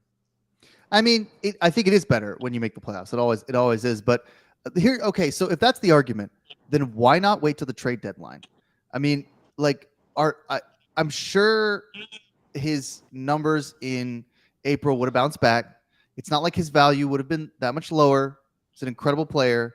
Why not get the best value you can out of somebody why trade him in May? Like, I don't understand moving some guy when you can wait at least until July and maybe you get the best deal possible from a team that's desperate to win now, that needs a bat that could be a quick fix, like to put the former NL batting champ on the trade block in July would have been, a huge move. That's what I don't understand. And the article, Nate, that we both read, I think, I mean, it didn't have an answer for that.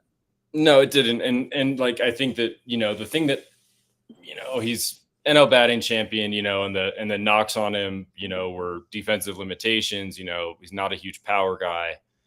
But the biggest thing for me, and I think that the thing that you need to be really careful about as an organization when you're making these moves, is everybody loved Arias on that team.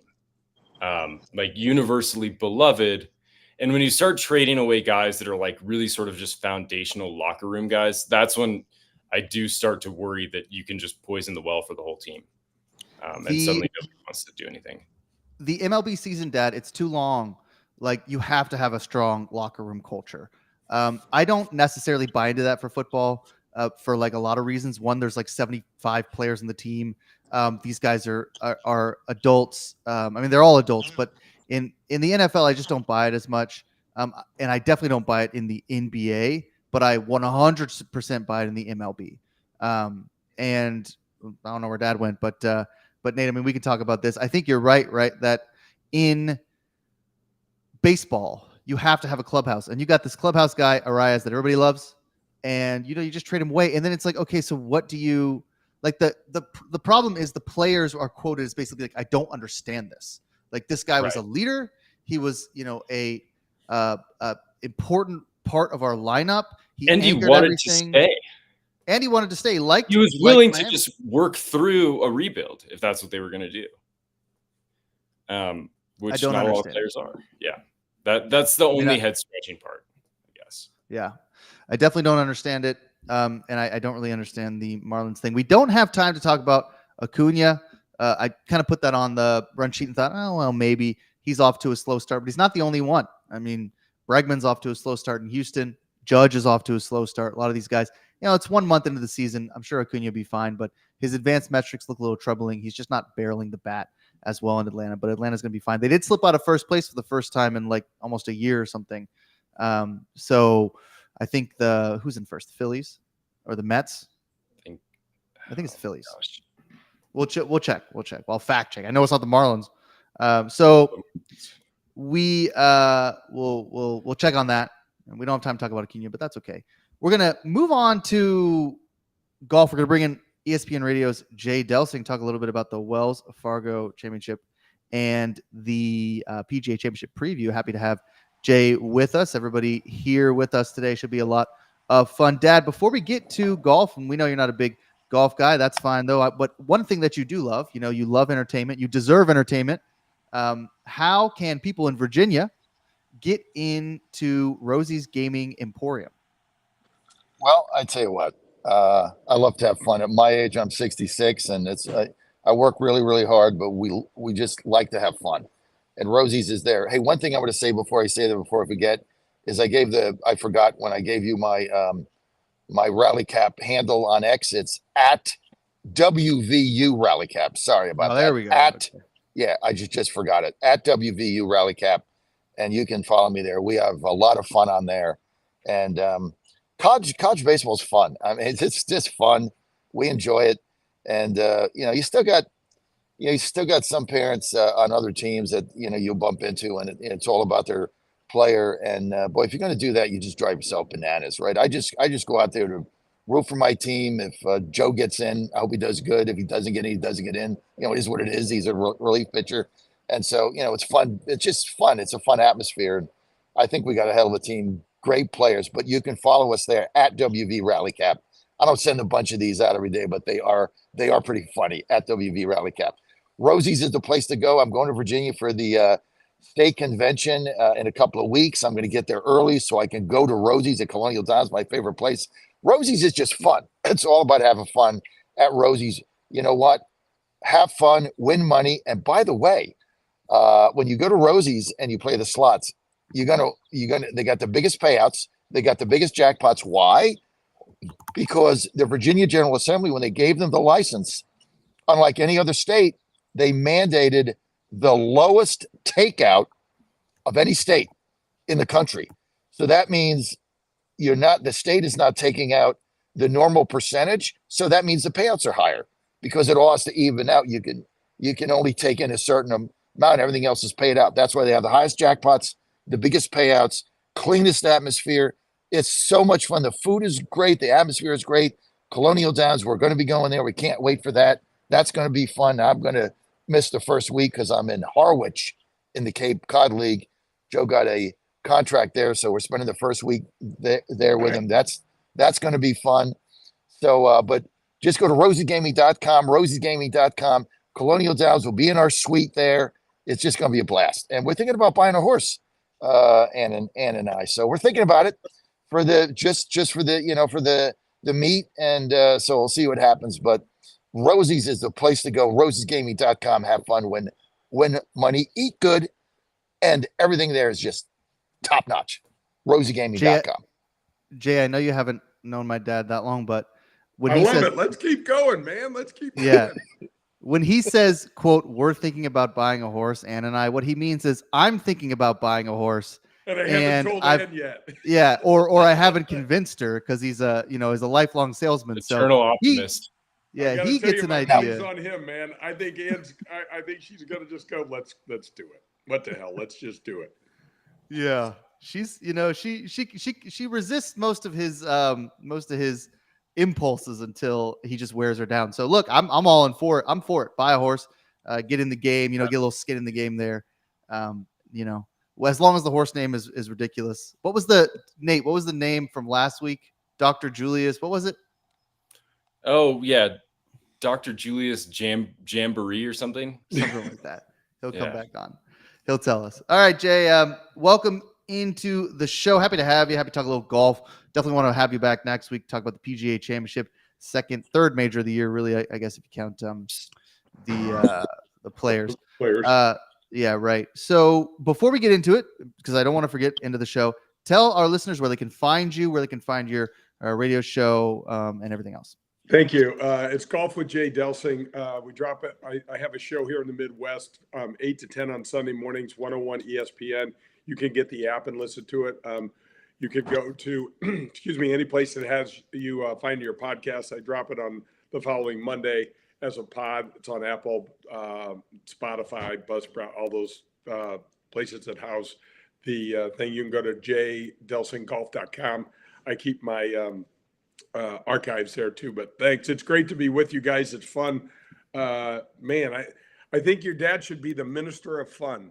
I think we should give him this moniker, and he should be our guy that leads us into fun. I love the way he's going. Yeah, he one thing about him, he's has always been this way. He just loves to have fun. The minister of fun is a great. Yeah, Minister of fun. Minister We got to of get a fun. little, maybe a little. He might. get some Yeah, he might steal that. The minister of fun. That's a some good nickname hoodies for or him. something, man. I'll support the minister. The Minister of Fun. I love that. He's the minister of fun, man. Let's go. Let's have I some love fun that. here. Minister of Fun. Minister of Yeah. fun. You know, Yeah, Jay, exactly. you know, when you get and I don't want to date you, Jay, when you get be our age, it's like, if I'm going to work this, I'm going to have fun, right? Oh And my if it's not fun, I don't want to do. If it's not fun, I'm not doing it. Whether it's my radio show or I'm just not going to do it. Is it just at this 66. age, John, or is it? Yeah, I'm pretty Oh, sure it's no. been every age, Dad. I'm mean, with you, yeah. John. I mean, let's go. We don't know how much fun we have left. I know we don't know how much fun we have left. Look at these bags Yeah. under my eyes and all this stuff. I'm like, you should, We are the minister. We are the ministers of fun. I like that, because you got to have fun, and no matter what you do, that's what I've told my kids from the beginning. You know, follow your heart, follow your passion, have fun. Whatever you do, get up every day, have fun.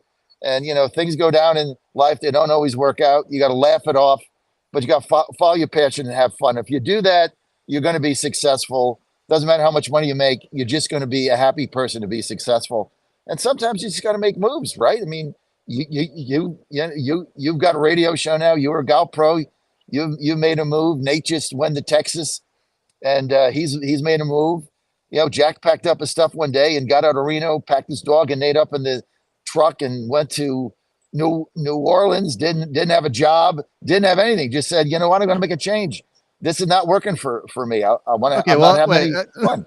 It's I all had you know, some That's stuff. what you got to do. like I didn't have anything. I mean, I had like a little bit of things. But Yeah, but I mean, it took balls. Yeah. I To don't give up like, all that money you were I would making. much rather get in your I'd truck. Much rather talk about golf than go over this again. We've It was talked about fun. this a lot on the show. Yes, I know. I had a little too much fun in New Orleans and immediately left. Jay, let's talk golf here. Wells Fargo, Xander Schauffele, 4-stroke lead. Before we get into the Wells Fargo, I do want to talk a little bit about Quail Hollow, the course, because I know you've played it. Just tell our listeners, our golf fans, just what it's like playing Quail Hollow, because this is a famous course. Like if you follow golf, I mean, this is one of the best ones. So just from an insider's perspective, what's it like playing at Quail Hollow? What are the challenges there? What do you got to be good at? Guys, Charlotte is a great town. I don't know if you've ever been to Charlotte, but it really, especially from a sports standpoint, the Hurricanes are down there and they're down 3-0 and they're in trouble, but they support. And Quail Hollow is got one of the toughest starts and without question the toughest finishes. Guys, the last 3 holes are nicknamed the Green Mile, which is the prison reference to a life sentence. And if you played like I did, it seemed like it was a life sentence. The last 3 holes, the 16th hole can play up to 530 yards long, par 4 with this kind of peninsula green. It's got water everywhere. Trust me, you can't play out of water on the PGA Tour. The 17th green is a long par 3. The whole left side of it's water, and 18's got a creek that goes on the left and trees and stuff on the right, and you just have to pipe a drive and hit a good long iron. And so, that was another sign, Jack, that I should have retired way before I thought I was ready. When you see Quail Hollow, you got to have a strong iron game to win there. So when we were trying to figure out how to handicap this week, I was looking for guys that have strong iron plays. You got to be good off the tee, and obviously to win on the PGA Tour, you got to putt your ass off. I don't care. There are some guys that hit the ball so well that putt very mediocrely, like a Corey Connor, this young guy from Canada. So it's picking winners at golf is like throwing junk at the wall to see what you can stick. It's really, really difficult, but there's some ways to break it down, and you can look at things like that. And guys, the PGA Tour is suffering from this anonymous tour. It's like the Witness Relocation Tour when you're not playing an elevated event, right? So John, how's this for business practice? You get some competition, these wing nuts that have more money than anybody knows what to do with, and they decide they're going to play for $20 or $25 million a week. Our commissioner says, well, we're going to have 6 or 8 elevated events that we can't afford, John. We can't afford, but we're going to do that. And now all of a sudden he forgets that we have 40 tournaments a year. We have the majors that are way up and held in esteem by every single player that plays. And then we go ahead and take 6 or 8 tournaments and pump $20 million into those purses. And then you get other sponsor partners like John Deere, the Texas Open, that are playing for 10. So, John, where are you going to go play and have fun? You go into the $20 million purse, you're going to play for 12 or 9. It's just a bad bit. The pro game is so jacked up right now, you guys. We are in disarray and we're chasing our tails. I had a buddy tell me that the boardroom is a complete mess. They got Tiger in there, and you guys are business-minded people. I mean, golfers are good at golf, but you don't want them running a lemonade stand, half of these guys, man. You just don't. And now we're going to have them in there making some of our decisions, and it's a tough time. But this tournament, I was talking about the Witness Relocation Tour. This tournament is not like that. We got a phenomenal leaderboard. We got Rory up there, Jason Day, Xander Schauffele. Xander Schauffele's a kid that should win a lot more than he does. I was really circling him maybe for the PGA. It looks like he might win a week early, but this thing's not over with. It's a lot of fun to watch. Schauffele is. I went all. Oh no, we love it. We get on my show, Jack. Sorry to keep jabbering, but I said, Phil Mickelson has won like 48 tournaments, and I get these emails. He hasn't won 48; he's won 46. I'm like, I don't care. The only person close that enough. gives half a damn is his wife and maybe his mom. I don't care. He's won a lot of tournaments. Well, actually, I could actually. Who sent that to you, Dan Angel? Yeah, maybe. Yeah, right. Look, I could actually see Phil Mickelson sending that to you and being like, "Oh yeah, get it straight." I'm like, get it right, Jay. Don't get it wrong on purpose. Jay, do you remember your best score at Quail Hollow, or do you not want to revisit it? 66 or 67 one day. Oh wait, yeah. Okay. I also have some bad ones though, Jack. If you want to talk about those, oh man, it was. The weirdest thing on the PGA Tour, you can be that guy that shoots a 66 one day and you turn around in 74 the next, and people look at you like, "What the hell?" I'm like, I don't know.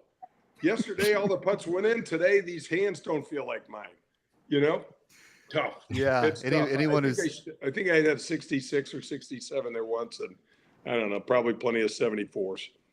Yeah. Well, 74s, guys, is book your flight on Friday on the PGA Tour. That's what that means. Book your flight home on Friday. Yeah, absolutely. Although Nate, I think if you shot a 74 at Quail Hollow, you'd never shut up about it. So I'd be excited. I'd be pretty excited. Perspective. Yeah, you'd be. It's a hard course. It's a hard course. Yeah, it really is. Okay, you talk a little bit about Schauffele's got a 4-stroke lead. Nate, let's talk about his trouble holding the lead and also his trouble winning majors. Like, a lot of people are now bemoaning the fact that he might win this event because they had him circled, like Jay, for the PGA Championship. And if you know Xander, he's not going to win 2 events in a row. So it looks like he probably has a shot here. But again, Jason Day and Rory McIlroy are kind of on his tail. 2 killers, 2 people you really worry about on a Sunday pairing, that last pairing. Those 2 just close in ways that Xander has not been able to do it. Do you think Xander, with that 4-stroke lead, he's playing incredible? Do you think he can hold on to this lead for the next 2 rounds? I don't know. I mean, there's not a lot about Xander Schauffele that makes you think that he's a great front runner and closer.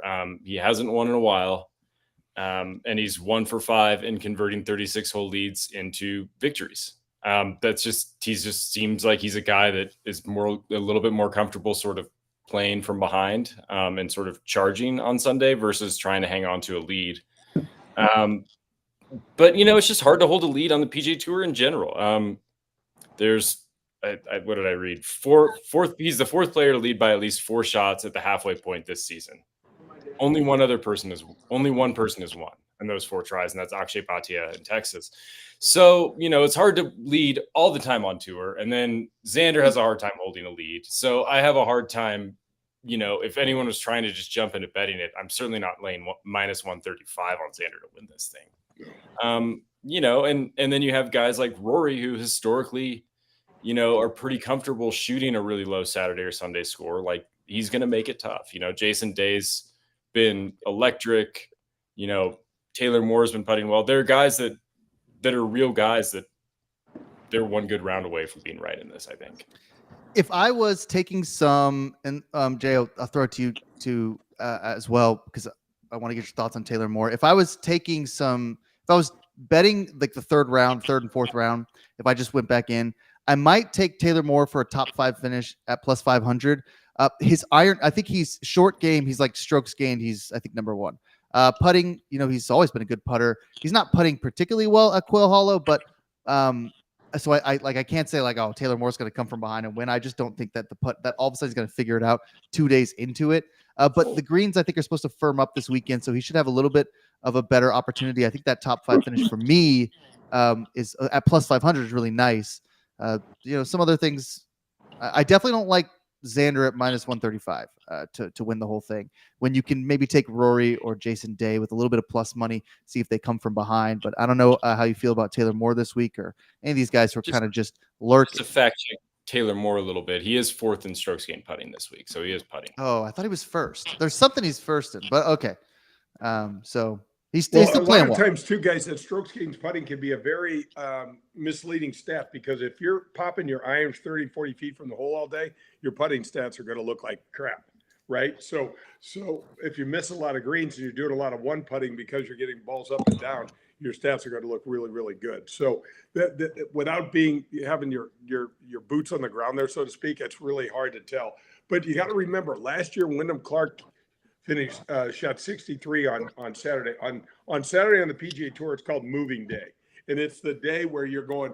It's going to decide we're going one way or the other, right? And so look for guys like Max Homa at 3 under. Look for Thagala, who just came off an extremely hot round yesterday. Look for guys like Sepp Straka, guys that have been trending in the right direction that if they come out today, guys, and get their putter hot and can post that mid 60-ish round, it sets them up for, everything they need for tomorrow. And consequently, if Xander goes out and shoots 74, he's going to wind up being in that chasing role, Jack, that you talked about. And I agree with you. I think he's better chasing than he is as the lead dog.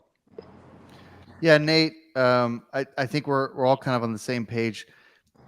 4-stroke lead is pretty big, but there's a lot of closes. I mean, Sung Jae is another guy. He's tied for 4th, and he can really move on a Saturday He's as well. a birdie machine, guys. This kid can make birdies out of his, he can make birdies like crazy. Yeah. So, should be interesting to watch the rest of this tournament pan out, especially on the heels of the PGA Championship, which I'd like to kind of pivot to now and talk a little bit about our third major, second official major, but the Players is basically a major these days. So, Jay, let's throw Xander out, because if he wins this week, I don't expect him to win next week, and he's not a guy who plays particularly well in majors.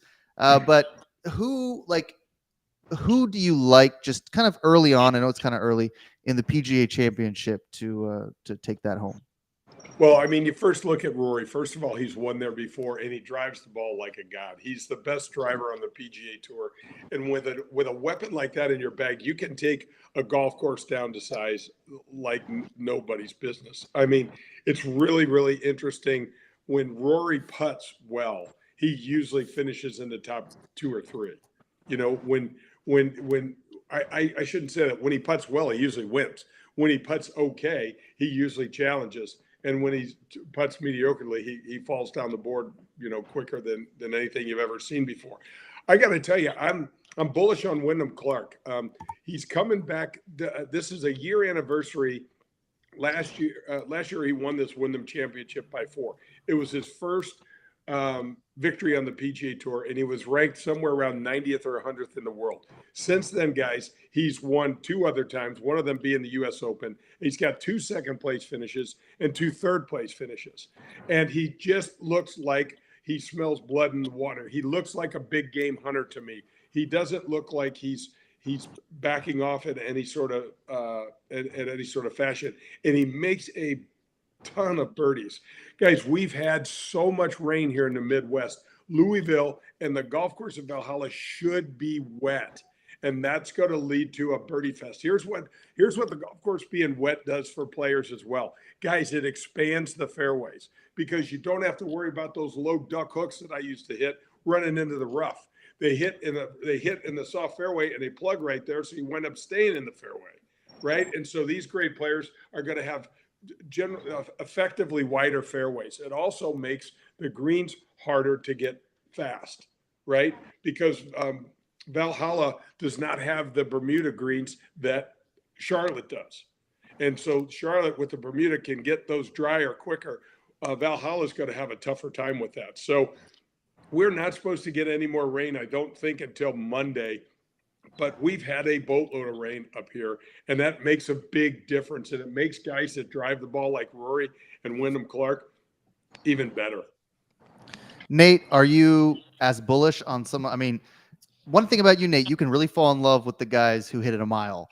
Are you bullish on the guys who are long off the tee at Valhalla for the PGA Championships? That's something you'll be looking for next week? I mean, I don't think that it's necessary. Like, I look at the 2014 leaderboard, and there are guys that aren't like, total bombers that played pretty well there. So I think that you can be okay as sort of a more modest hitter, but it's a huge advantage. I mean, I think that I'm sort of piggybacking a little bit on Jay's sort of reasoning with this, but I have a different player, but I like Bryson here at 28-1. I mean, he hit the ball pretty well at Augusta. Like, it's sort of last time we saw him in any big way that wasn't on the CW. But, he struggled on the greens. I mean, it looked like his hands were made out of concrete on Friday and Saturday.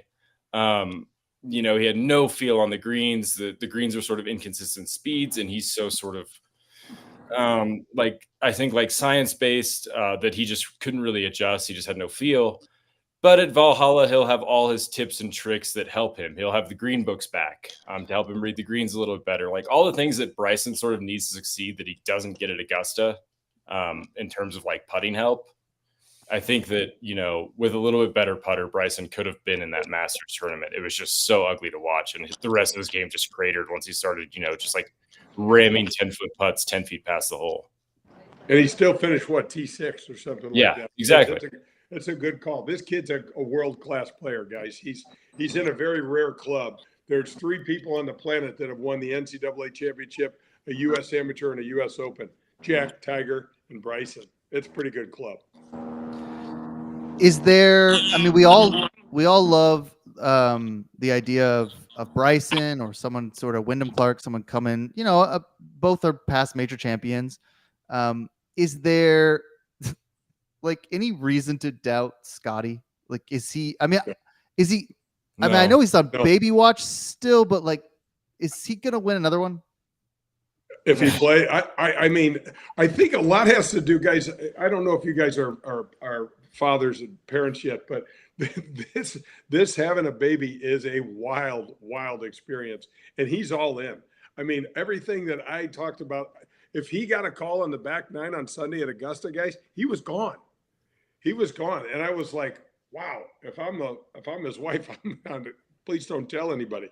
But I'm really hoping this baby comes soon because we don't get these chances, guys, very often to see all of these great players playing against one another. I mean, DJ's past his prime and he's gained weight and doesn't look like he practices anymore. But don't sleep on Koepka either.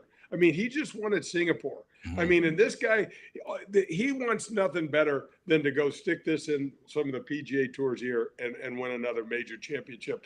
And John Rahm, I mean, Guys, he's John Rahm's the most interesting guy in the field for me at the PGA Championship, because at the Masters on Tuesday he looked like he'd been hit by a bus. So this decision he made to take all this money has weighed on him, and I'm telling you right now, there's not one guy in LIV that doesn't want to play in the Players Championship, that doesn't want to play in Arnold Palmer's Invitational at Bay Hill, and doesn't want to play at Jack's fantastic tournament and at Memorial. So all that drivel that they're talking about is BS. They all want to play in those events. And John Rahm, you guys, when John Rahm's on, he's pretty much unstoppable. But he looks like this move to LIV has tossed him upside down to me. Guys, when you don't have peace in your head and in your heart, it's hard to play good golf.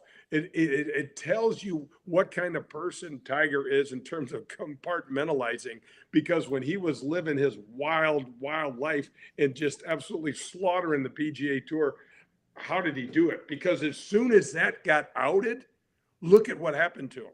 All of a sudden his glutes stopped firing, and he had the chipping yips. I mean, really? And he also had a sex addiction. I mean, who doesn't? I mean, give me a break. So the thing about LIV, like, I think there are some golfers who are really sort of can handle that. Brooks being one of them, can handle the sort of not playing all that often.